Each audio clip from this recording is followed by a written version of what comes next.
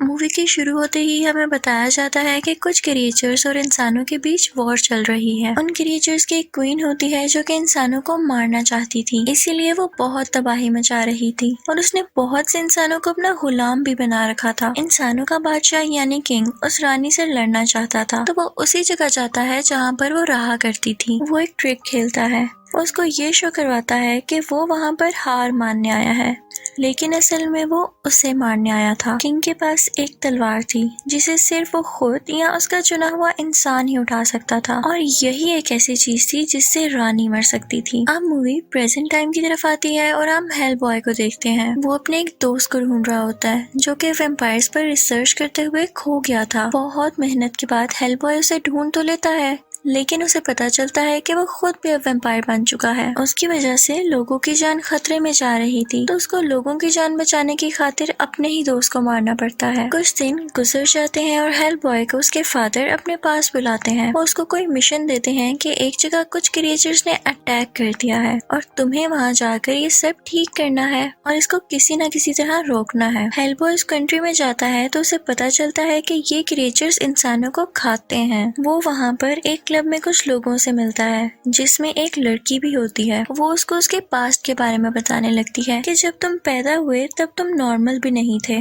और तुम्हारे बारे में कहा जाता था कि जब तुम बड़े होगे तो तुम बहुत बुरे बन जाओगे और दुनिया को खत्म कर दोगे। तो प्रोफेसर जिनको तुम अपना डैड कहते हो तुम्हें मारना चाहते थे, लेकिन उन्होंने खुद पर कंट्रोल करके दुनिया की बातों को इग्नोर किया और फिर उन्होंने तुम्हें अच्छे तरीके से बड़ा किया और तुम्हारा ख्याल रखा। ये सुनकर हेल बॉय काफी दुखी हो जाता है कि लोग उसे बुरा क्यों समझते थे। अगले सीन में हम देखते हैं कि जानवर की तरह दिखने वाला एक मॉन्स्टर कुछ लोगों को मारकर एक बॉक्स चुरा लेता है। उस बॉक्स में कुछ और नहीं बल्कि मॉन्स्टर्स की उसी रानी का सर था, और यहाँ हमें पता चलता है कि पास्ट में उस किंग ने उस रानी को मार दिया था और उसके टुकड़े कर दिए थे, और उसका सर देखकर यहाँ लग रहा था कि जैसे वो अभी भी जिंदा हो। अब हेल बॉय जिस क्लब में आया था वो सब लोग और हेल बॉय खुद एक जंगल में जाते हैं और ये दिखाया जाता है जैसे ये लोग उन्हीं आदमखोर क्रिएचर्स को मारने आए हों, लेकिन असल में क्लब वालों का प्लान हेल बॉय को यहाँ लाकर मारने का था। इनका लीडर हेल बॉय से कहता है कि हम कभी भी अपना मुल्क तुम्हारे हवाले नहीं करेंगे। वो ये कहकर हेल बॉय को बहुत मारते हैं जिसकी वजह से वो काफी जख्मी हो जाता है, और तभी वहाँ पर 3 खौफनाक क्रिएचर्स आ जाती हैं। वो उन सब क्लब मेंबर्स को मार देती हैं। इसी दौरान हेल बॉय भी उठ खड़ा होता है और उनसे पूरी ताकत से फाइट करने लगता है और इस फाइट में वो जीत जाता है, लेकिन क्योंकि वो खुद भी काफी जख्मी था तो वो वहाँ पर बेहोश हो जाता है। अब हमें बताया जाता है कि बेशक उस किंग ने उस रानी को पास्ट में मार दिया था, लेकिन अब उसका सर मिलने के बाद उस जानवर की तरह दिखने वाले मॉन्स्टर ने उसे पूरा का पूरा ठीक कर दिया था। हेल बॉय को जब होश आता है तो वो खुद को एक घर में पाता है। वहाँ पर एक लड़की भी होती है जिसका नाम एलिस था, और यही लड़की ही हेल बॉय को बेहोशी की हालत में अपने घर लेकर आई थी। उसके पेरेंट्स की डेथ हो चुकी थी, लेकिन इसके पास कुछ ऐसी एबिलिटीज थी जिससे ये सुपर नेचुरल चीजों से बात कर सकती थी। हेल बॉय भी एलिस को बचपन से जानता था। एलिस उसे बताती है कि पता नहीं क्यों ये सोल्स आपको मारने का कह रही हैं कि आप आगे जाकर दुनिया को नुकसान पहुंचा सकते हो। तभी हेल बॉय को उसके फादर बुलाते हैं और उसे कहते हैं कि कोई मॉन्स्टर उस रानी को जिंदा कर चुका है और तुम्हें उसको मजीद कुछ भी करने से रोकना होगा। लेकिन हेल बॉय वहाँ पर पास्ट की बातें लेकर बैठ जाता है और उनसे पूछता है कि जब आप जानते थे कि मैं बड़ा होकर दुनिया का खात्मा कर दूंगा तो आपने मुझे क्यों जिंदा रखा। इस पर प्रोफेसर उसे कहता है कि अभी जो तुमसे कहा गया है वो करो, इस पर बाद में बात करेंगे। वो उसे एक और आदमी से मिलवाता है जो कि मेजर था। वो उनसे कहता है कि उस रानी के जिस्म का एक हिस्सा अभी भी उन क्लब मेंबर्स की किसी जगह पर पड़ा हुआ है। ये सुनते ही हेल बॉय, एलिस और मेजर उस तरफ जाते हैं। वहाँ जाकर वो देखते हैं कि मॉन्स्टर्स ने सभी को मार दिया है, इवन उस लड़की को भी जिसने हेल बॉय को पास्ट के बारे में सब कुछ बताया था।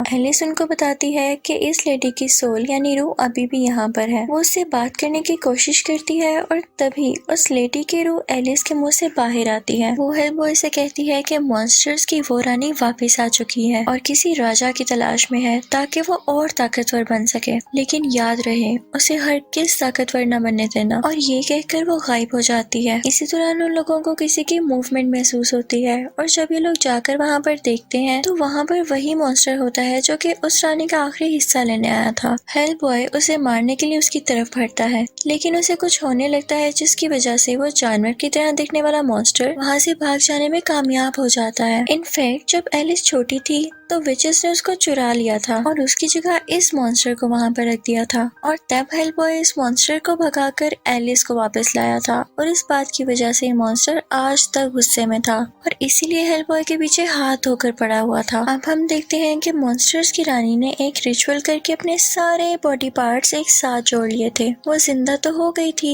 लेकिन थी वो अभी भी बहुत वीक। दूसरी तरफ हम हेल्प बॉय और एलिस को देखते हैं जो कि प्रोफेसर यानी हेल्प बॉय के फादर से मिलने जाते हैं। उसके फादर उस रानी पर रिसर्च कर रहे होते हैं क्योंकि वो उसे जल्द से जल्द मारना चाहते थे, लेकिन हेल्प बॉय कहता है कि डैड आपको जल्दी किस बात की है। उसे लगता था कि हो सकता है कि रानी किसी को भी नुकसान न पहुंचाए क्योंकि वो अभी वीक है, लेकिन उसके डैड ऐसा नहीं सोचते थे। तो वहाँ पर उन दोनों की बहस हो जाती है और हेल्प बॉय वहाँ से बाहर चला जाता है। बाहर जाकर वो एक एलिवेटर यानी लिफ्ट में जाता है, लेकिन वहाँ से वो कहीं और ही पहुँच जाता है। वहाँ पर उसको वो विच मिलती है जो मूवी की स्टार्टिंग में उस मॉन्स्टर को कह रही होती है कि उस रानी के सारे पार्ट्स इकट्ठे करो। हेल्प बॉय उससे उसी रानी के बारे में पूछता है तो वो विच कहती है कि मैं एक शर्ट पे तुम्हें उसका पता बताऊंगी कि इसके बदले में मुझे तुम्हारी आंख चाहिए। हेल्प बॉय कहता है कि चलो पहले बताओ तो कि वो है कहाँ पर। तो वो बताती है कि जिस जगह किंग ने उस रानी के टुकड़े किए थे तो उसका बहुत खून बह गया था और वहाँ पर एक दरख्त ने वो सारा का सारा खून एब्जॉर्ब कर लिया था। अब क्योंकि रानी वीक है तो वो सबसे पहले उसी जगह जाएगी ताकि उस दरख्त से वो वापिस अपना खून ले सके और दोबारा से स्ट्रॉन्ग हो सके। अब हेल्प बॉय यहाँ पर इस स्विच को चकमा देके बाहर आ जाता है और फिर ये तीनों यानी मेजर, एलिस और हेल्प बॉय उसी जगह की तरफ जाते हैं। अब ये सब लोग उस जगह के बहुत करीब होते हैं, लेकिन उस जगह से थोड़ा दूर ही उतर जाते हैं।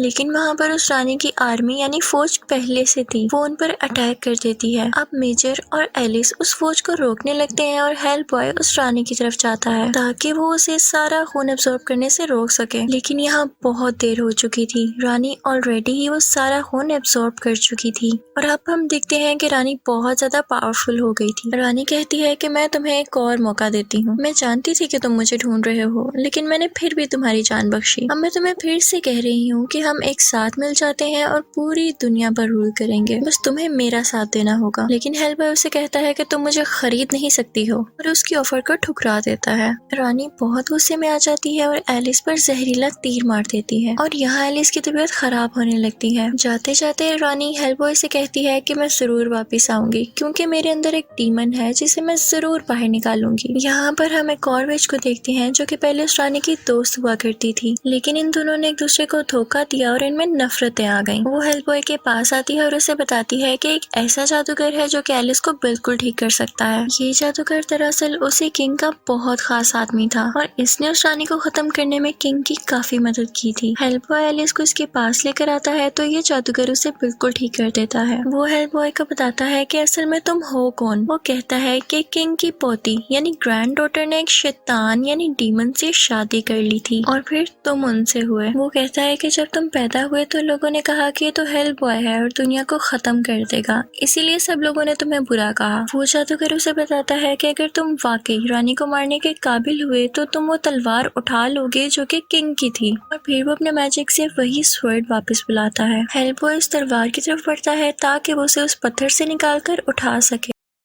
लेकिन वहाँ बढ़ते हुए उसे कुछ विजन्स आने लगते हैं कि जैसे वो खुद पूरी दुनिया में तबाही कर रहा है, जिसकी वजह से वो काफी घबरा जाता है और उसे इस पर यकीन नहीं आता और इसी बात की वजह से उसे तलवार भी नहीं निकाली जाती, तो वो तलवार वहाँ से गायब हो जाती है। जादूगर हेल्प बॉय से कहता है कि अब मैं काफी बूढ़ा हो चुका हूँ और अब ये आखिरी बार था कि मैं अपने जादू से ये तलवार वापस ला सकता, और ये कहकर वो मर जाता है। और फिर हम देखते हैं कि वो रानी अपनी फौज के साथ पूरे मुल्क में बहुत तबाही मचा रही होती है। वो उस जगह पर अटैक करती है जहाँ हेल्प बॉय के फादर यानी प्रोफेसर रिसर्च कर रहे थे। मेजर को इस बारे में एक मैसेज रिसीव होता है और फिर वो तीनों वहाँ से इस मुल्क के लिए निकल पड़ते हैं। वो लोग जब वहाँ पर पहुँचते हैं तो वहाँ पर बहुत सारी डेड बॉडीज होती हैं, जिन्हें देखकर हेल्प बॉय काफी परेशान हो जाता है। उसे लग रहा था कि रानी ने उसके डैड को भी मार दिया क्योंकि उसके डैड खुद जो रानी को मारना चाहते थे, लेकिन एलिस हेल्प बॉय से कहती है कि परेशान नहीं हो, तुम्हारे डैड अभी भी जिंदा हैं, क्योंकि अगर उन्हें कुछ हुआ होता या वो मर चुके होते तो आसपास उनकी सोल होती और मुझे उनकी आवाज भी आ रही होती। इन तीनों को खबर मिलती है कि वो रानी अब एक चर्च में है और फिर ये तीनों उस चर्च की तरफ बढ़ते हैं। वहाँ पर ये लोग देखते हैं कि वो जानवर की तरह दिखने वाला मॉन्स्टर ऑलरेडी वहाँ पर है और वो पता नहीं कैसे अब पहले से भी ज्यादा ताकतवर हो चुका था। उनमें लड़ाई होने लगती है और वो मॉन्स्टर मेजर को बहुत बुरी तरह जख्मी कर देता है और हेलबॉय के पीछे भी पड़ जाता है। और फिर हम देखते हैं कि मॉन्स्टर के जख्मी करने की वजह से उस मेजर में काफी ज्यादा चेंजेस आने लगे थे। उसकी बॉडी में उसका जहर फैलता ही जा रहा था और वो बहुत अजीब फील करने लगा था। मेजर काफी अरसे से इस चीज का ख्याल रख रहा था कि अगर उसे कोई इन्फेक्ट कर दे तो वो उससे बच जाए। उससे बचने के लिए वो एंटीडोट भी ले रहा था, लेकिन आज वो ऐसा नहीं कर पाता और वो पूरी तरह से इन्फेक्टेड हो जाता है। तो इस वजह से आज वो एक बहुत ही बड़े वेयरवुल्फ में चेंज हो जाता है। अब वो और हेलबॉय मिलके दोनों उस मॉन्स्टर का मुकाबला करने लगते हैं। उन तीनों में बहुत लड़ाई होती है और जानवर की तरह दिखने वाला वो मॉन्स्टर हेलबॉय को मारने ही वाला होता है कि रानी उसे पीछे से रोक लेती है। रानी उस मॉन्स्टर को ही मार देती है और हेलबॉय को दूर जाके फेंकती है। वो जगह उसी किंग का कमरा था और वहाँ पर वो स्वर्ड भी होती है। रानी उसे कहती है कि ये तलवार निकाल लो और यहाँ पर हमें पता चलता है कि हेलबॉय अगर वो तलवार निकाल लेता है तो वो वाकई में बहुत पावरफुल हो जाएगा और हो सकता है कि वो पूरी दुनिया को तबाह भी कर दे। रानी को इस बात का पता था, इसीलिए वो उसे फोर्स करती है कि तुम तलवार निकालो और फिर हम दोनों इस दुनिया पर रूल करेंगे। लेकिन हेलबॉय यहाँ पर भी मना कर देता है। रानी यहाँ पर एक साजिश चलती है और हेलबॉय के फादर यानी प्रोफेसर को वहाँ पर लेकर आती है। हेलबॉय के ना मारने पर वो उन्हें उसकी आंखों के सामने मार देती है। हेलबॉय को यहाँ पर बहुत गुस्सा आता है और वो रानी को मारना चाहता था किसी भी तरह। वो गुस्से से वो स्वर्ड बाहर निकालता है और अब वो यहाँ पर बहुत पावरफुल हो गया था। उसके सर पर जो निशान थे अब वो बड़े बड़े सींगों में बदल गए थे। उसकी तलवार पर आग लग जाती है और वो बहुत ज्यादा ताकतवर हो जाता है और अब वो वैसा ही दिख रहा था जैसा वो खुद को अपने विजन्स में देखा करता था। जब हेलबॉय अपनी पावर्स में आता है तो ऊपर से हेल का दरवाजा भी खुल जाता है और हेल यानी जहन्नुम में जितने भी क्रिएचर्स थे वो सारे के सारे जमीन पर आ जाते हैं और तबाही मचाने लगते हैं। जब रानी ये देखती है कि हेलबॉय कितना पावरफुल हो चुका है तो वो कहती है कि मैं इसी को अपना राजा बनाऊंगी, क्योंकि हम जानते हैं कि उसका पर्पस दुनिया पर राज ही तो करना था। हेलबॉय का माइंड भी यहाँ उसके कंट्रोल में नहीं था क्योंकि उस पर बुराई हावी हुई थी। लेकिन तभी एलिस उसके फादर यानी प्रोफेसर की सोल को वहाँ पर ले आती है और उसका फादर उसे पीछे से आवाज देता है। वो उसे कहता है कि बेटा ये तुम्हारे बस में है, अगर आज तुम चाहो तो दुनिया को बचा भी सकते हो और उसको तबाह भी कर सकते हो। अपने फादर की आवाज सुनकर हेलबॉय कुछ सोच में पड़ जाता है और फिर एक जोरदार चीख के साथ वो जहन्नुम का दरवाजा खोल देता है और उस रानी का सर भी काट देता है। और बाकी सब क्रिएचर्स भी जो हेल से आए थे रानी के साथ हेल में ही रह जाते हैं और हेलबॉय फिर हेल का दरवाजा बंद कर देता है। और यहाँ पर मूवी की हैप्पी एंडिंग हो जाती है क्योंकि हेलबॉय ने दुनिया को तबाह करने की बजाय दुनिया को बचा लिया था और इसी के साथ मूवी भी एंड हो जाती है।